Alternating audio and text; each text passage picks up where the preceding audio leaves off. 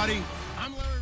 Thank you, Larry. EA Sports coverage of the NFL brings us to the Lone Star State and Mammoth AT&T Stadium in Arlington, Texas. Coming up, we've got what should prove to be a good one between the Kansas City Chiefs and the Dallas Cowboys.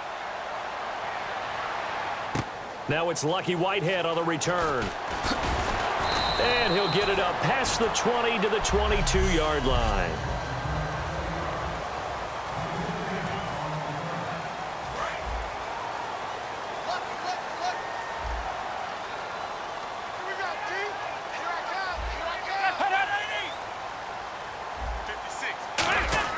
They go play action here on first down. And he hits Jason Witten, the tight end. And he's brought down, getting this one up to about the 35. And another reception by Jason Witten, all reliable for Tony Romo.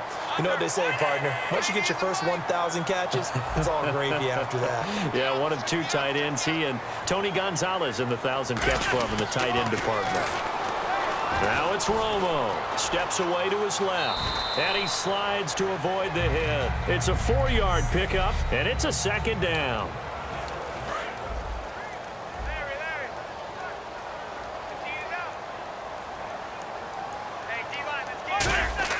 Here's Romo now on second down. Escaping the pressure right. And this one caught by Dez Bryant. It's a 10-yard pickup, and it moves the chains.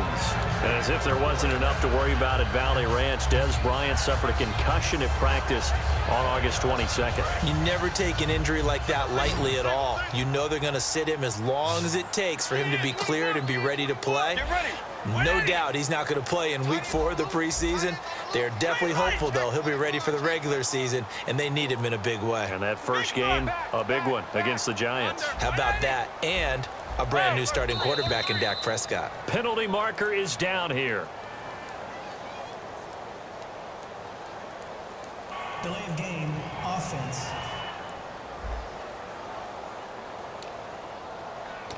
Still first down.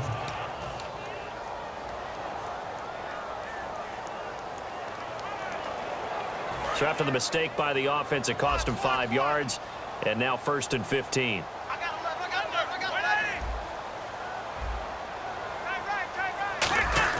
From the gun, here's Romo. And his throw's going to be incomplete. He was trying to get it to Ezekiel Elliott, and it'll make this a 2nd and long.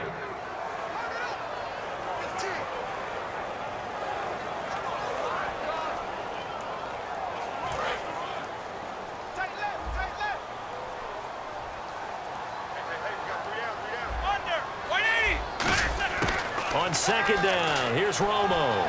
Eluding the pressure right. On the run, he'll let this go deep. Got a man, it's caught at the 6-yard line. Touchdown, Cowboys. Terrence Williams, 56 yards. And the Cowboys have taken the early lead. Partner, one of the cardinal rules of defense is that if you're in position to make a tackle, you need to make it. Well, and if you can't make the tackle before that, you just got to knock that ball down, right? Yeah, something has to happen because we saw the end result there. Missed tackle, he goes all the way and takes it for a touchdown. Bailey now to kick it away after the touchdown. And this will be a touchback as that sails over the end line.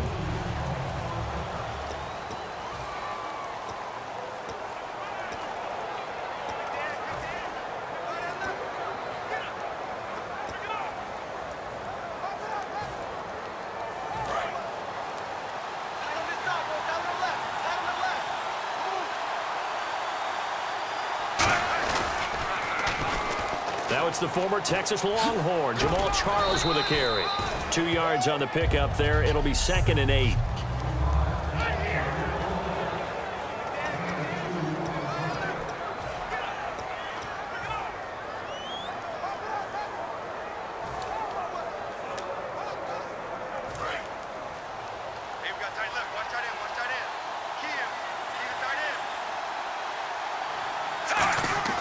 On second down, here's Smith. And this is going to be caught. No, they say it's incomplete.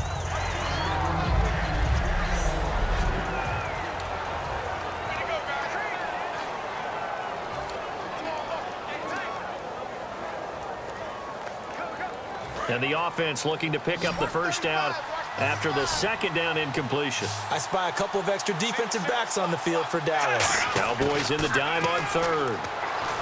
Now Smith. And that is, I think he caught it. He did, but they'll say out of bounds. It'll be incomplete.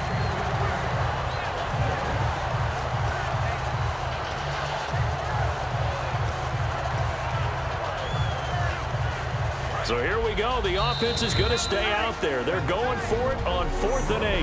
And welcome back, the offensive unit. They took the timeout, and now they get set to line up as we resume action. So on 4th down, Dustin Colquitt to punt. After review of the play, the ruling on the field stands. Well, he challenged the play. It did not pay off.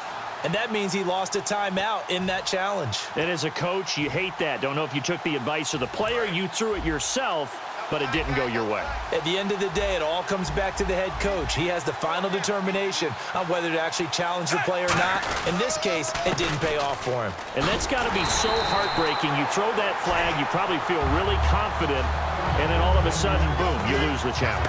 Yeah, when you take a look at it, you're throwing that flag because you believe you're going to be right. And when it comes back the other way, you have to regroup. The offense for the Cowboys now working their way back onto the field. And that last drive, a long drive, but not just that. They had a great air attack going. Do they stick with that?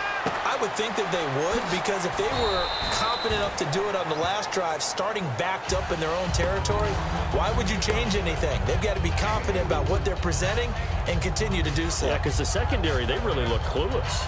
And that was amazing because that drive went and went, no adjustments and no big plays by the defense to knock the ball away.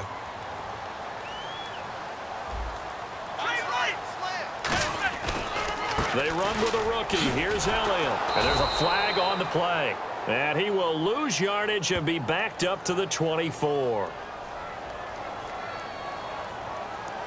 Holding offense.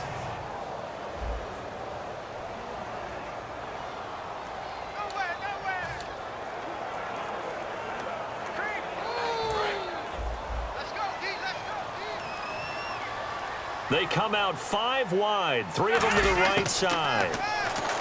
Now Romo. And Beasley with it over the middle. And they'll bring him down at the 13-yard line.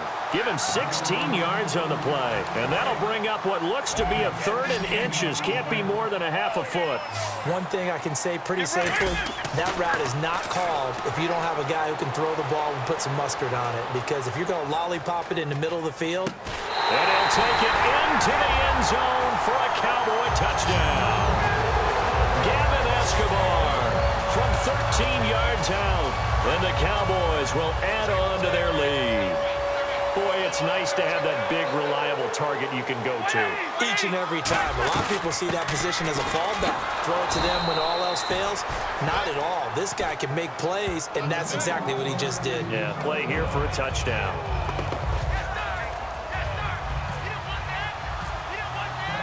Bailey now to kick it away after the touchdown.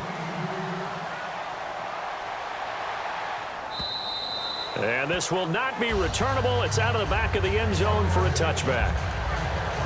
And now here comes Kansas City. And last time out, went for it on 4th down, turned it over, gave them great field position, turned it to 6 points, so they've got to recover here, Charles. It's amazing what one decision can do in the chain of events, right? The decision to go for it on 4th down. Caused all of that. It caused every bit of it, but it showed confidence. Hey, I've got confidence in you guys. Go pick it up for them. Didn't happen. Also showed confidence in the defense. They didn't pick up their end of the bargain, so now they've got to come back out and start over and rebuild that confidence. 2nd down and 4. As Jamal Charles plays here in 2016, I think 5 was the operative number for him. 5 1,000-yard years before last season, but only 5 games played in 2015. For the current Chiefs all-time leading rusher. It's a gain of 4 there, and it gives him a new set of downs. So many teams want to throw the ball in this situation nowadays, but I love watching a team that has enough confidence to go ahead and run the football in that situation. That's almost a tendency breaker.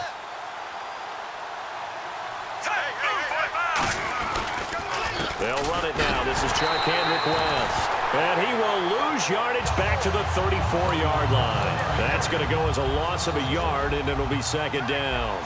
And the offense there, the O-line, everybody really on offense, they were just manhandled at the point of attack. Yeah, you could pretty much call them all out, couldn't you? Almost by name, right? That was a very tough sequence for the offensive line. But how about that defensive front creating a new line of scrimmage and creating a lost yardage possibility?